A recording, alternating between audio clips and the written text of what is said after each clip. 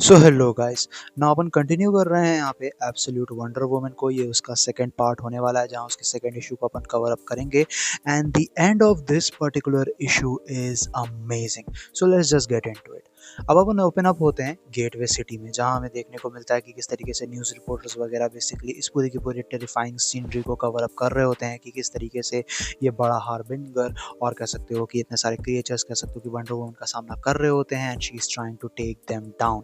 हमें देखने को मिलता है कि she goes to dodge its laser and attack with her red lasso, जहाँ पे ये चीज़ काफ़ी ज़्यादा हमें ऑब्वियसली देखने को मिलती है कि वंडर वुमन क्लियरली यहाँ पे होल्ड बैक कर रही है, क्योंकि वो कॉन्स्टेंटली इस हार्बिंगर को वार्न करती रहती है टू गो बैक। अब ये जो क्रिएचर्स हैं वो बेसिकली कह सकते हो कि फिर भी उसे कॉन्स्टेंटली अटैक करते रहते हैं, but they stand no chance against her magic. अब एक चीज़ जो तुम लोगों ने नोटिस की होगी वो ये है कि एब्सोल्यूट यूनिवर्स के अंदर, हर एब्सोल्यूट रन के अंदर हमने ये चीज़ देखी है कि जितने भी कैरेक्टर्स के जो वर्जन्स यहाँ पे हमें देखने को मिले वो काफ़ी ज़्यादा रेमिनिसेंट निकल के आते हैं उनके गोल्डन एज वर्जन के कंपैरिजन में। एंड जस्ट लाइक दैट यहाँ पे भी हमें देखने को मिलता है कि किस तरीके से वंडर वुमन कह सकते हो कि मैजिक की मास्टर निकल के आती है, which is very golden age. ना हमें देखने को मिलता है कि वंडर वुमन जो है बेसिकली फाइनली अपने लासो का यूज़ करती है to take control over this harbinger. अब बेसिकली ये जो लासो है ये काफ़ी ज़्यादा डिफरेंटली हमें वर्क करते हुए देखने को मिला है compare to the original lasso of truth, क्योंकि यहाँ पे हमें देखने को मिलता है कि वो डायरेक्टली उसे काइंड ऑफ कह सकते हो कि कंट्रोल कर लेती है। वो उसे बताती है कि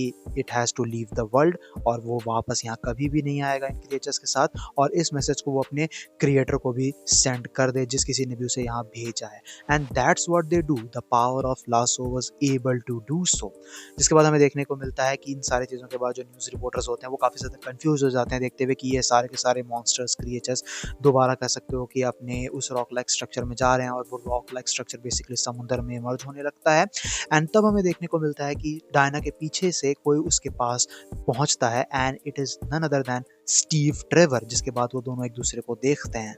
अब यहाँ हमें एक फ्लैशबैक देखने को मिलता है जहाँ हमें पता चलता है कि आखिर डायना और स्टीव ट्रेवर इस यूनिवर्स में सबसे पहली बार कैसे मिले थे। जहाँ हेल में डायना बेसिकली शोर की तरफ दौड़ के जा रही होती है क्योंकि वहाँ पे उसे एक बॉडी देखने को मिलती है और वो बॉडी रहती है स्टीव ट्रेवर की, lying there, which is basically quite bizarre as to how he came to hell in the first place. But yeah हमें देखने को मिलता है कि स्टीव अभी भी जिंदा है बट ही कैन बेयरली टॉक, जिसके बाद डायना कह सकते हो कि अपना मैजिक उसके ऊपर यूज़ करती है ताकि जो कुछ भी वो कहे उसे वो अंडरस्टैंड कर सके, स्टीव अंडरस्टैंड कर सके, because as we know she is talking in Greek. But immediately उसके जस्ट बाद स्टीव को बेसिकली एक क्रिएचर सी के तरफ स्नैच्ड अवे कर लेता है। डायना उसे फॉलो करती है और manages to successfully brought him back with her,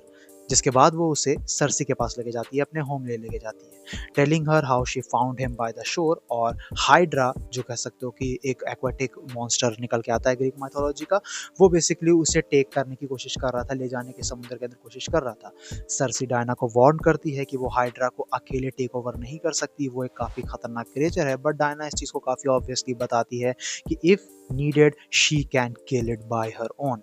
eventually हमें देखने को मिलता है कि स्टीव कॉन्शियसनेस गेन कर लेता है, वो दोबारा होश में आता है और वो डायना से पूछता है कि वो इस वक्त कहाँ मौजूद है, जिस पे डायना कहती है कि वो इस वक्त उसके और उसके माँ के घर में मौजूद है। But Steve clearly meant that what place is this, आखिर ये जगह कौन सी है, जिसके बाद डायना उसे बताती है कि वो अंडरवर्ल्ड में मौजूद है, यानी कि हेल में मौजूद है। और ये सुनने के बाद स्टीव फ्रीक आउट करना शुरू कर देता है, वो सोचने लगता है कि क्या वो मर चुका है, जिस पे डायना बेसिकली उसे बताती है कि एक्चुअली में ऐसा नहीं है and he needs to rest for a moment. Circe जो है वो डायना को बोलती है कि she needs to give him some time ताकि वो प्रोसेस कर सके कि वो इस वक्त कहाँ पे मौजूद है। डायना बेसिकली सरसी से पूछती है कि आखिर वो यहाँ क्यों आया होगा, क्या ये गॉड्स की तरफ से कोई इशारा है, क्या ये कोई ट्रैप है या फिर कोई टेस्ट या फिर कोई गिफ्ट। इवेंचुअली बेसिकली कह सकते हो कि यहाँ पे हमें वो इनिशियल रोमांस स्पार्क होते हुए नजर आता है इन दोनों कैरेक्टर्स के बीच में, जिसके बाद स्टीव बेसिकली उन्हें अप्रोच करता है और सरसी को प्रॉपरली थैंक करता है to give him shelter even in hell. जिसके बाद वो डायना से पूछता है कि क्या वो उसे अकम्पनी करेगी, उस प्लेस पे लेके जाएगी जहाँ पे उसे पहली बार स्टीव मिला था, क्योंकि स्टीव उस जगह को, उस एरिया को इन्वेस्टिगेट करना चाहता है। On which Diana blushes a little and said of course. अब इसके बाद बेसिकली ये दोनों साथ में चलना शुरू करते हैं। डायना उसे उस जगह पे लेके जाने लगती है जहाँ पे वो बताती है कि किस तरीके से जो हाइड्रा है वो बेसिकली उसे सबमर्ज करने की कोशिश कर रहा था and how he can still see it's tentacles. But of course Steve कह सकते हो कि उसकी क्योंकि विजन वंडर वुमन जितनी इनहेंस नहीं है तो वो कुछ भी देख नहीं पाता है, जिसके बाद वो बेसिकली उसके आइज को कॉम्प्लीमेंट भी करता है। And then we get this really sweet moment here जहाँ पे स्टीव उसे बताता है कि किस तरीके से डायना बहुत ही ज़्यादा टॉल है और